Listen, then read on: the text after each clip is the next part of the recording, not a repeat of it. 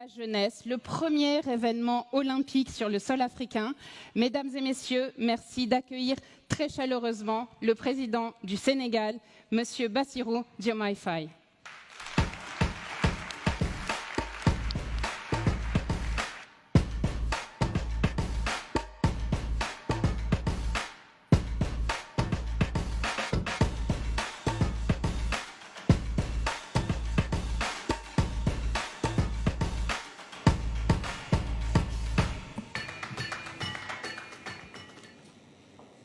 Excellences, Monsieur le Président de la République française, Monsieur Emmanuel Macron, chers collègues, chefs d'État et de gouvernement, Monsieur le Président du Comité exécutif du CIO, chers membres du mouvement olympique, Mesdames, Messieurs, je voudrais à l'entame de mon propos remercier le Président Emmanuel Macron et Monsieur Thomas Bach, président du comité exécutif du CIO, pour leur aimable invitation à ce sommet des Jeux du développement durable en prélude des Jeux olympiques Paris 2024.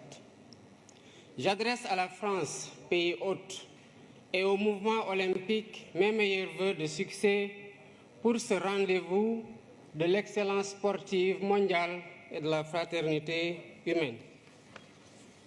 En nous réunissant ici sous le sceau, sous la bannière de l'olympisme, nous faisons vivre toute la tradition antique de la trêve olympique, célébrant les idéaux de paix, de sécurité et de compréhension mutuelle entre les peuples. Cette tradition nous rappelle que le sport n'est pas que compétition. Il est aussi une humanité qui rassemble les peuples au-delà de leurs frontières et de leurs différences. C'est tout le sens de la résolution de l'Assemblée générale des Nations unies sur l'édification d'un monde pacifique et meilleur grâce au sport et à l'idéal olympique.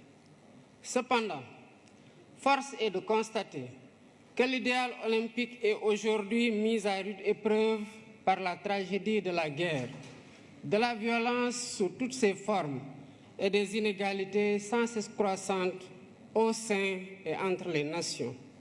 Mesdames et Messieurs, ce sommet qui s'inscrit dans la continuité du pacte de Paris pour les peuples et la planète et la perspective du sommet de l'avenir en septembre prochain à New York nous interpelle sur l'urgence d'œuvrer de façon plus résolue à la réalisation des objectifs de développement durable.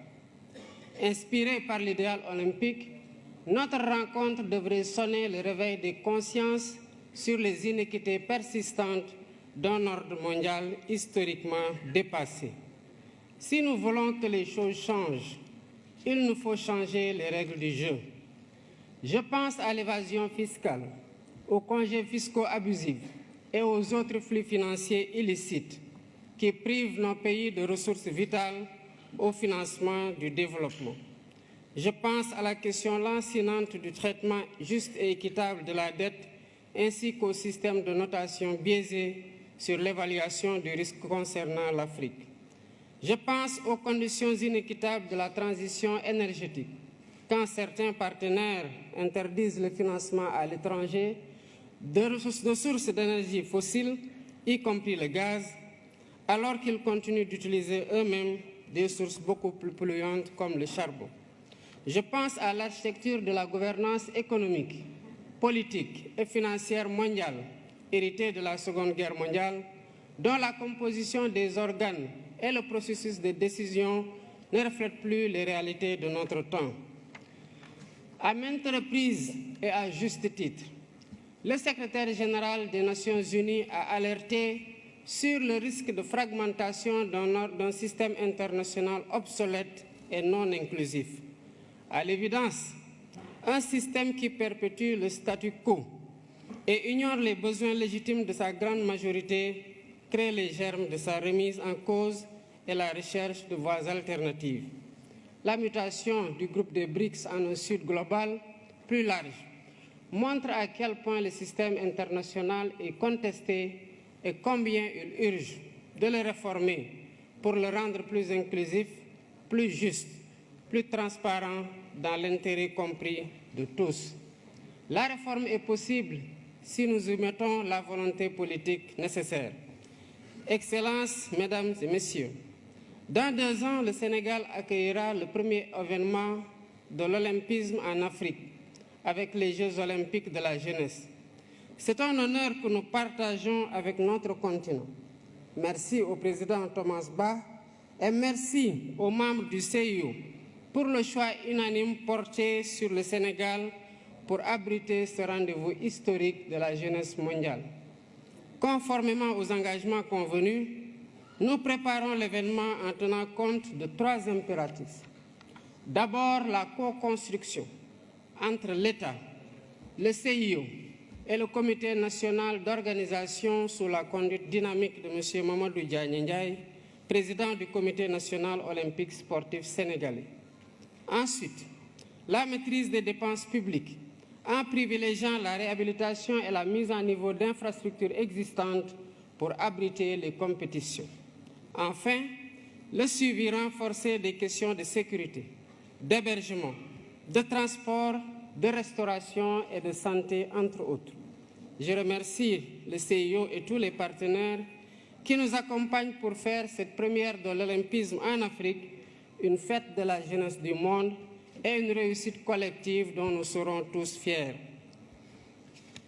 Je saisis l'occasion pour attirer l'attention du sommet sur le fléau insupportable du racisme et de la discrimination raciale qui continue de gangréner le sport dans un contexte de banalisation des discours haineux et xénophobes. Face au racisme,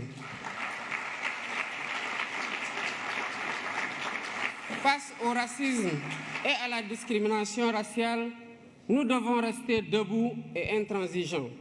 C'est ainsi que nous pourrons mieux protéger les valeurs cardinales de l'olympisme et célébrer ensemble sa magnifique devise « Citius, Altius, Fortius ». Je vous remercie de votre aimable attention.